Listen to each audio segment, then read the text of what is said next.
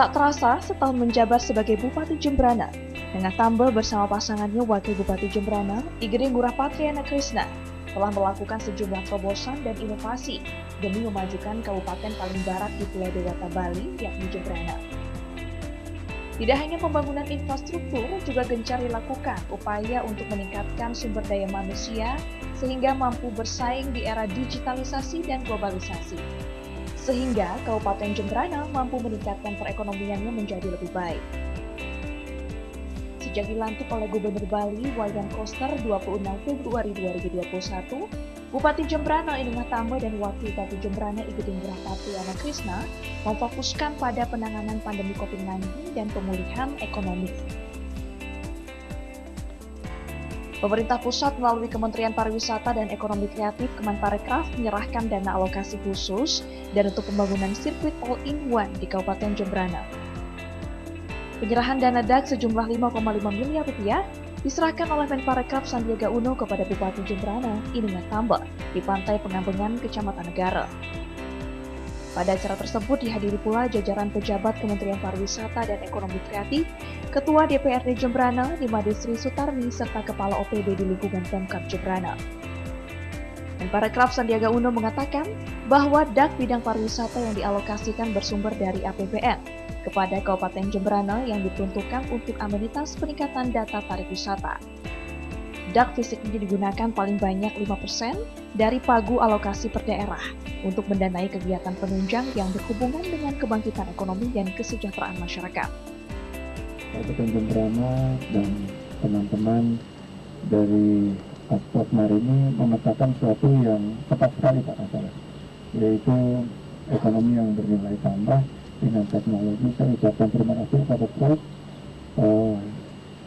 Langkah 1000 langkah ini dimulai langkah pertama, dan Jembrana ini merupakan langkah pertama dari 1000 langkah ke depan. Dan saya juga terima kasih teman-teman KKP yang sudah ikut hadir di sini. Harapannya ini adalah kebangkitan ekonomi kita, terbukanya luar biasa. Kalau kita hitungan, udangnya dapat, anggur lautnya dapat, mangrove-nya dapat, nitratnya dapat, dan wisata edukasinya juga dapat.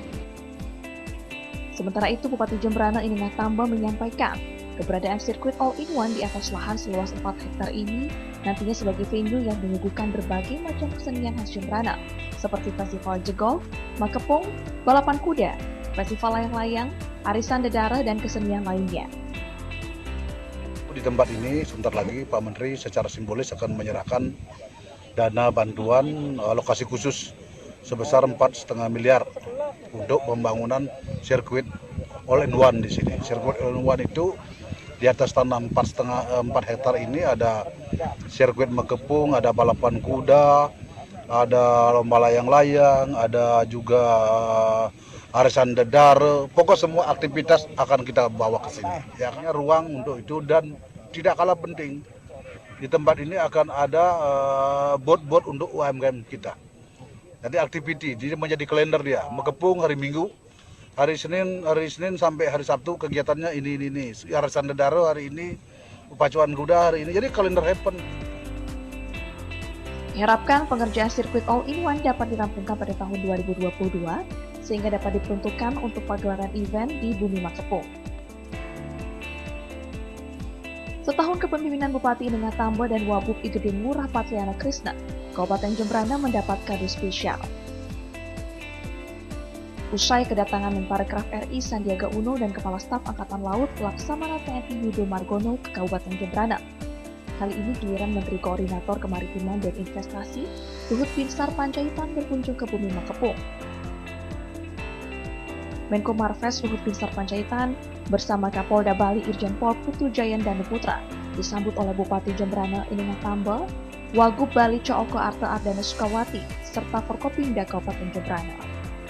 Menko Marves Luhut Binsar Panjaitan bersama Bupati Jembrana beserta rombongan meninjau fasilitas Laboratorium Inat Indonesia Naval Aqua Agriculture Program, sebuah program kolaborasi pemerintah daerah, TNI AL, dan swasta dalam pengembangan teknologi budidaya laut, khususnya pengembangan udang faname yang berada di Banjar Pebuahan, Desa Banyu Biru, Jembrana.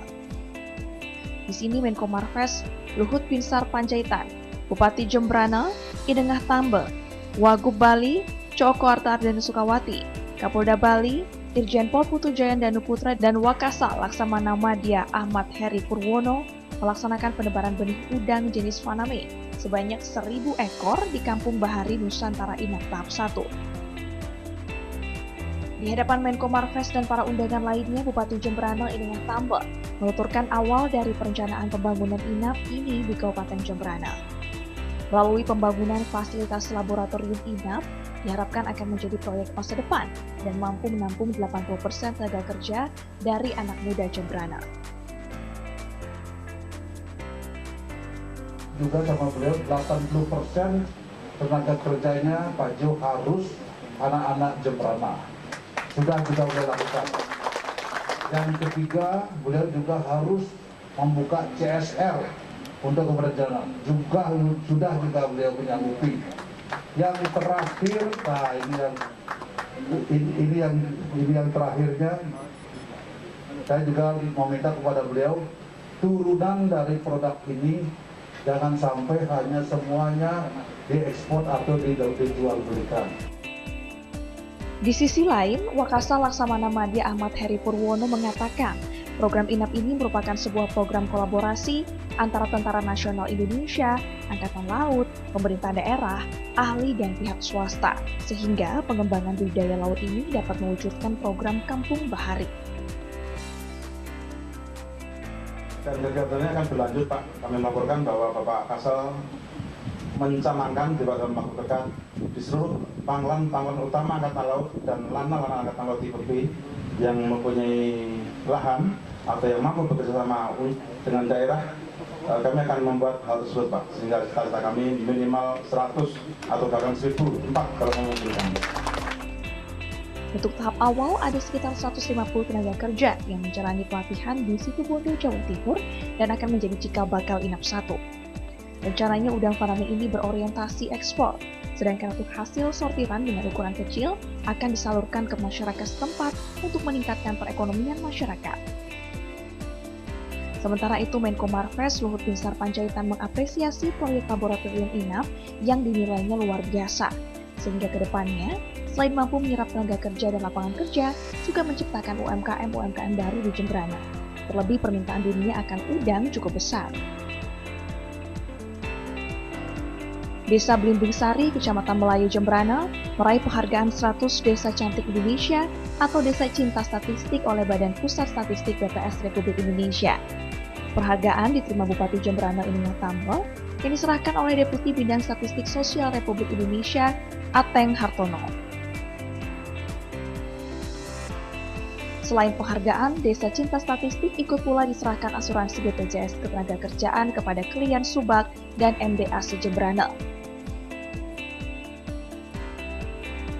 Desa Cantik atau Desa Cinta Statistik merupakan program Badan Pusat Statistik Nasional, yaitu untuk membina, membangun dan meningkatkan kompetensi aparatur desa agar mampu memahami tentang statistik. Desa tidak lagi dianggap sebagai objek pembangunan, melainkan ditempatkan sebagai subjek dan ujung tombak pembangunan dalam peningkatan kesejahteraan masyarakat. Bupati Jembrana Idengah Tambe memberikan apresiasi atas terpilihnya Desa Blimbing Sari menjadi bagian dari 100 Desa Cinta Statistik atau Desa Cantik seluruh Indonesia. Terlebih membangun desa harus dimulai dari data yang berkualitas, akurat, akuntabel, dan terpercaya, sehingga sasaran yang dituju juga tepat. Desa Cantik ini sudah menjadi kebutuhan ke depan ini, karena kita bergerak untuk digitalisasi juga ya, dan juga memberi rasa transparansi dan akuntabilitas ya. Yang dimaksud itu adalah anggap ini Desa Blimbing Sari. Kita petakan potensinya apa sih di sini. Jadi kalau di sini semuanya tidak ada rakyat miskin, jadi buat apa kita turunkan sembako di sini? Itu salah satu fungsinya. Kemudian juga di sektor ekonomi juga kita bisa tahu di sini apa sih potensi daripada generasi kita yang ada di sini. Apakah anak-anak di sini sekolahnya tingkat apa saja, apakah sudah pada perguruan tinggi, apa tamat SMP aja sudah selesai. Nah ini hal-hal yang ini kita akan dapat peta, dapat menzoom daripada situasi daripada desa itu. Sementara itu, Deputi Bidang Statistik Sosial Republik Indonesia Ateng Hartono berharap program Desa Cantik ini mendukung perencanaan pembangunan di desa, memetakan potensi desa hingga tingkat kemiskinan dapat diketahui dengan cepat dan tepat sasaran. Di kabupaten ini dan khususnya di Blimbingan akan lancar. Mudah-mudahan ini juga akan mendukung perencanaan pembangunan, relasi pembangunan yang disebutkan oleh Bapak Bupati. Bagaimana potensinya di desa, bagaimana tingkat kemiskinan sehingga akan tepat sasaran. Saya yakin dengan adanya dukungan dari Bapak Bupati, ini sangat-sangat keberhasilannya akan kita capai bersama. Tentunya ini juga dengan kepala desa dan masyarakat semuanya. Rencananya Desa Blimbing Sari akan terus dikembangkan sebagai desa wisata dengan potensi yang dimiliki.